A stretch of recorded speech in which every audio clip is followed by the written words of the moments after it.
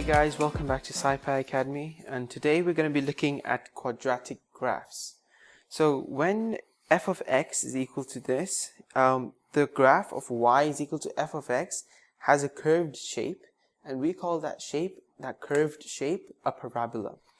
So you can sketch a quadratic graph, which, as I've mentioned before, in maths, that's a very useful thing that you can do. You can sketch graphs and quickly identify key points. You can sketch a quadratic graph by identifying the key features of it. So the coefficient of x squared determines the overall shape of the graph. Okay, now what do I mean? If this a is positive, right, the graph will have a look like this. And if a is negative, the graph will look something like this. Okay, it'll have a downward look to it. Now, a way to try and remember this is positive means positive, right? When it's happy face. A positive is a happy face where the graph opens upwards. And the negative one, well, it's a sad face, okay, where the graph opens downwards. So that's one way that you can immediately identify if the graph is going to open upwards or downwards. Okay, now we can continue, and let me just draw this mini axis for you. Okay, well, we have one graph over here. We can say this, and boom. Okay, this part, okay, this graph crosses the y-axis when x is equal to 0. Obviously, right, because this is 0. So when x is equal to 0. The easiest way to find out what this is just make all of these x's 0, which will give you, well, 0 times this will 0, plus 0, plus c. So this point is basically equal to c, right? The y coordinate over here is equal to c, because remember, this is the graph of y is equal to f of x. So the values that you get out of this, basically over here, y will be equal to c, and x is equal to 0 at this point right here. Now let's go further down the graph over here, and let's look at these 2 points. Okay, this is where the graph crosses the x-axis, right? Obviously, therefore, y is equal to 0 at these 2 points. Let me just differentiate the color to make it easier for you. Let's take blue over here. Oops. Okay, so y is equal to 0 at these 2 points. And so the x coordinates are the roots of the function. Now the roots of the function are basically the solution to this. So you can factorize this, you can complete the square, however you choose to do it. You can go back, there'll be a link right up here now. You can go back and look at our previous videos as to how to factorize and how to find the roots of the equation. By finding the roots, you now know the value of these 2 points, and therefore the x value over here will be the roots. X is equal to roots. Okay, and y is equal to 0. Now let's go on to the third and final point on this graph, which will be right here. Now this is the turning point of the graph.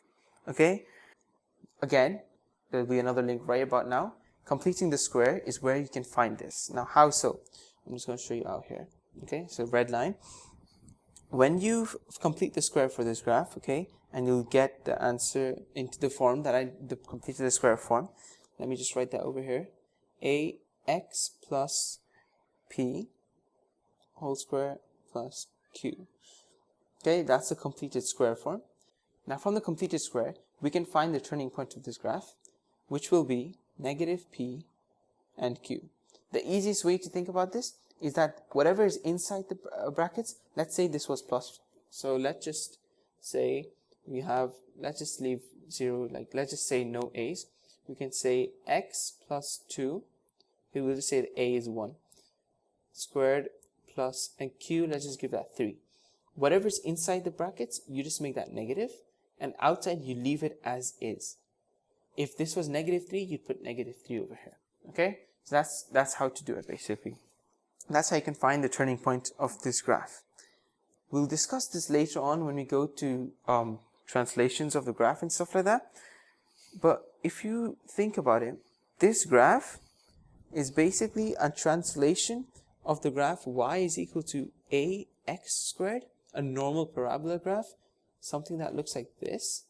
Okay, we've translated this by negative p and q, right? So basically we've moved it negative p and q. So it's gone to the right and down. But don't worry about this right now. I will discuss this later on when we go to translations of graphs. So that's how you can find the turning point of the graph. To give you a chance to recap, I'm just going to go ahead and draw another graph. Okay, this time we'll do something like this. Okay, now in this graph, the first one that I drew, A must have been positive. Okay, so you can go ahead and write that right here. A is positive in this graph. In this graph, A must be negative.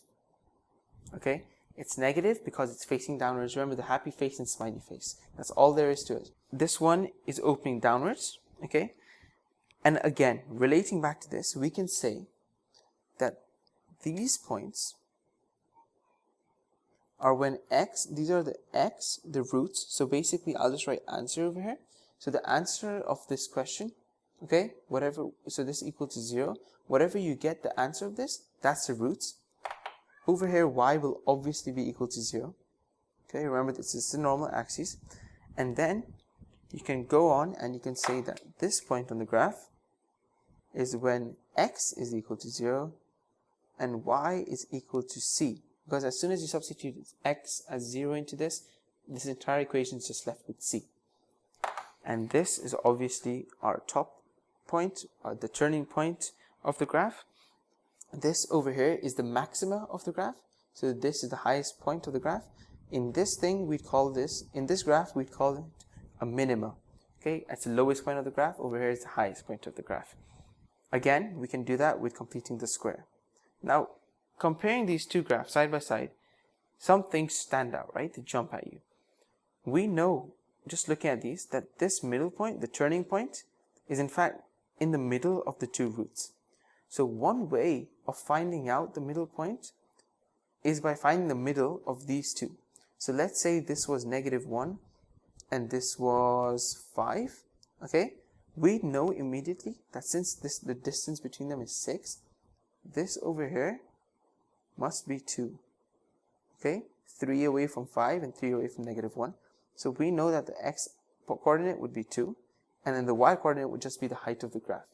Okay, or we can just complete the square and find it out that way. So that's about it, guys, for quadratic graphs.